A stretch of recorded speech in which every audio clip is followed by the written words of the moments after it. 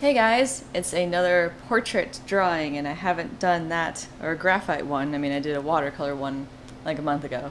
I haven't done a graphite one since December when I drew the portrait of my brother.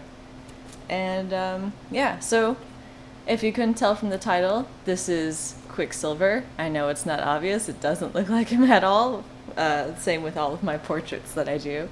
But I am getting better because, like, I looked at the Loki one I did in December, and then I'm looking at Pietro, and there are some significant improvements. So I'm getting better, which I like.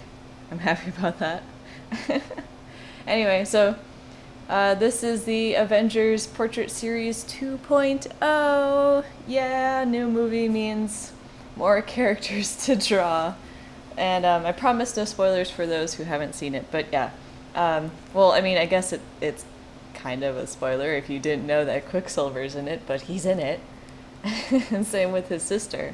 So, yeah, I got a lot more portraits I'm going to be doing. I got Wanda and Vision and War Machine and Falcon, and I'm probably going to do a bunch of other ones from the Marvel Cinematic Universe. I don't know about DC yet. Don't ask me. It's too many things. Yeah, anyway, so I really liked his character. I really liked both him and his sister. They were really great. I was kind of wondering and a little bit concerned as to how they're going to handle them, since the rights for these movies is really complicated. Yeah, so they don't have, the Marvel movies don't have the rights for mutants and X-Men. So technically, Quicksilver and Scarlet Witch are not mutants. I don't know if you guys saw the second Captain America movie. They introduced them at the end, and they're just like, oh, they're just experimented on humans, and it's a shame because I would love to see mutants with the Avengers, but you know, copyright and all that fun legality stuff. Anyway, enough ranting about that. Though I do have to say really quick, for that other Quicksilver, the other Pietro, and the X-Men movie, I liked him a lot too. And yeah, it was a really funny scene with him and his dad. That was great. I love the humor. Anyway, so good movie. Yes, I know it came out a while ago, so I'm kind of late to the party, but I don't care. I guess I'll do a quick talk about what I'm doing, since we're already like 3 minutes in and I haven't really said anything about the art itself aside from that. It's not that good, but it's better than my older ones. I'm using Cretacolor graphite pencils. Is that how you pronounce it? I don't know. Anyway, it's from HB to 9B or 8B? 9B. Yeah, it's HB to 9B. I use pretty much all of them, mostly the darker ones, just because they're softer and easier to work with than the harder ones. I always use HB or 2H. Crap, do I have these out of order? No, yeah, it's HB. So I use the HB one to lay out the initial, just sketching out the placement of the features in the face and the beautiful, like, Picasso hand. Please don't look at the hand.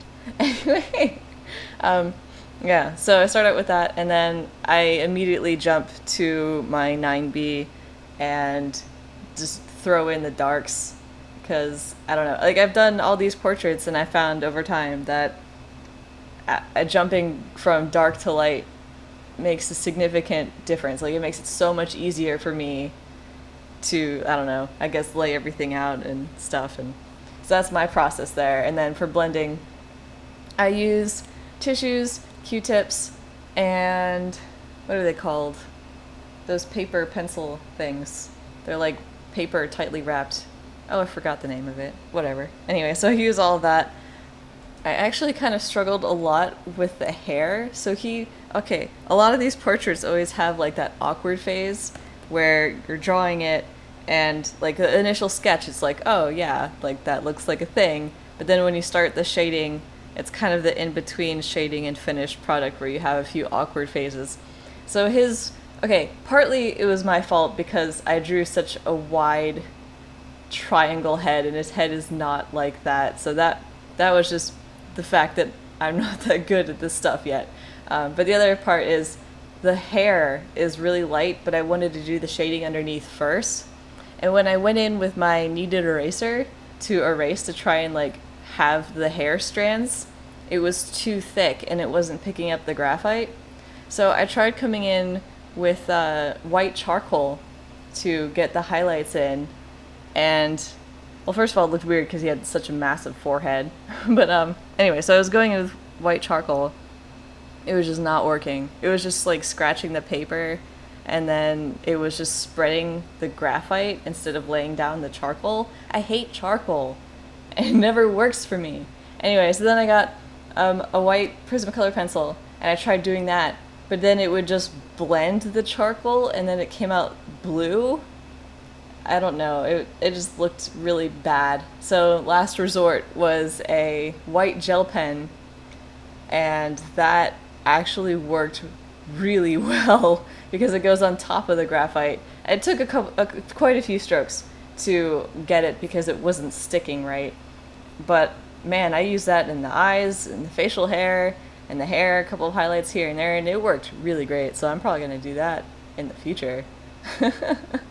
So that's pretty much it. I hope you're looking forward to seeing more of these portraits in the future. They're not going to be in a row. I'm going to spread them out.